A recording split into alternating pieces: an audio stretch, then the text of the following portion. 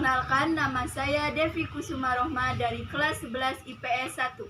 Perkenalkan, nama saya Siti Sunelia dari kelas 11 IPS 1. Perkenalkan, nama saya Irgaida Zahra Salsabila dari kelas 11 IPS 1.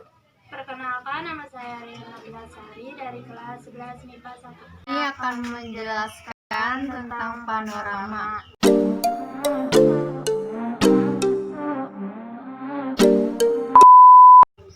Panorama adalah membuat gambar suatu pemandangan atau medan alam dalam bentuk sketsa atau gambar sederhana yang menunjukkan suatu daerah dengan sudut pandang tertentu.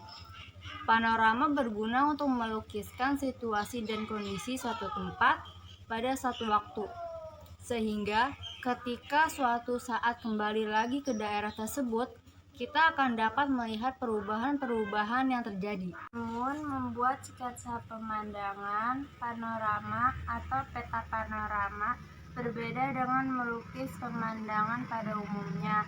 Dalam membuat panorama mempunyai beberapa aturan yang membedakannya dari gambar biasa, baik segi peralatan dan teknik menggambar.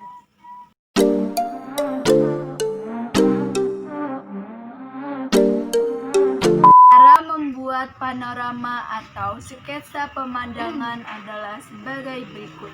1. Cari arah sebagaimana yang ditugaskan dengan menggunakan kompas bidik atau biasanya dalam kisaran derajat, misalnya antara 1500 sampai 2100.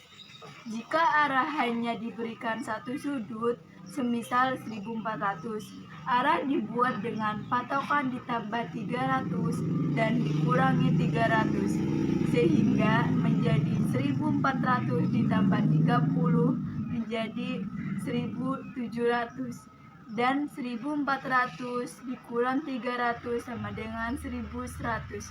Jadi arah yang dibuat panorama menjadi antara 1100 sampai 1700. 2. Bidik dengan kompas arah satu benda atau lebih baik benda yang terlihat menonjol sebagai titik pusat. Catat arah dalam derajat titik pusat tersebut. Lihat objek yang akan digambar dengan menggunakan alat pembidik dengan titik pusat tempat di titik pusat atau pembidik dan sisi kanan kiri tidak melebihi arah yang ditentu. 4. Gambar semua objek yang tertangkap dalam alat pendidik. Objek yang digambar adalah objek yang tidak bergerak, berupa 4, sehingga benda-benda yang bersifat sementara atau pembidik. 5. Setiap benda beri arsiran yang berbeda dengan ketentuan.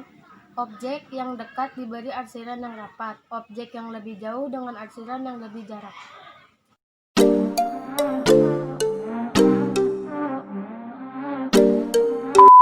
Keterangan pada gambar sebagai berikut. Yang pertama, ada arsiran miring berlaku untuk pohon pepohonan, semak, desa, dan kampung.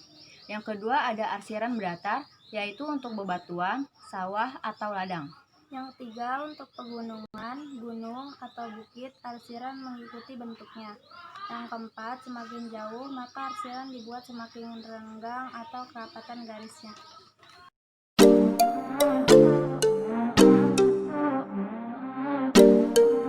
Satu kertas gambar, 2 pensil untuk menggambar 2B dan HB, 3 penggaris, 4 bolpen untuk menulis data-data, 5 kompas, 6 alat pendidik. Alat pembidik merupakan alat khusus dengan lubang berbentuk persegi panjang dengan 2 garis bersilangan di tengahnya dan ukurannya 2:1.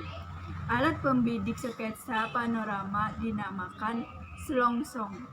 Bisa dibuat dengan melubangi karton atau menggunakan bungkus korek api. Contoh sebagai berikut.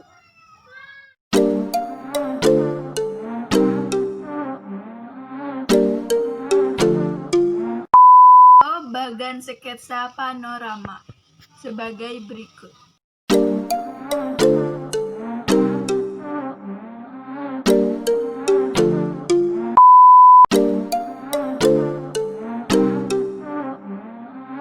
Satu hal yang penting, jika kita ingin laporan kita baik, maka laporan kita harus 1.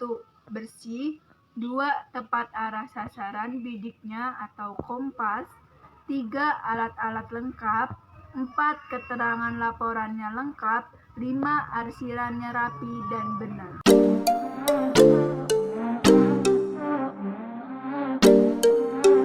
Sekian materi panorama dari kami, kurang lebihnya mohon maaf. Wabillahi taufiq wal hidayah. Wassalamualaikum warahmatullahi wabarakatuh. Salam Pramuka.